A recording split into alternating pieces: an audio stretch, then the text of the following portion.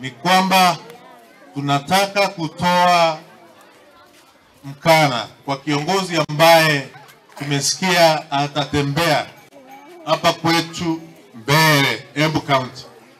Kiongozi ambaye anaitwa Kalonzi Musyoka, ambaye ako na safari ya kuelekea huko Makema, huko Mwea.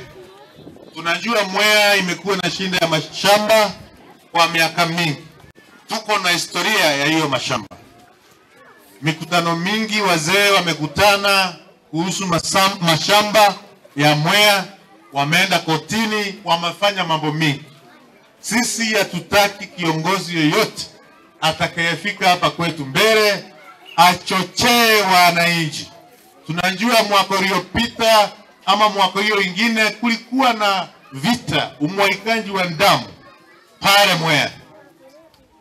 Tunataka kuelezea kiongozi Kalonzi Musyoka, kabla hata hujafika Mwea, tafuta njia upitie Chicago, upitie Iceera, upitie Kiritire, upitie Kanyombora, uende Runyenjes, uende kona zile zingine Manyata na kule kwingine kwa Embu County, ili tujue wewe ni kiongozi wa taifa.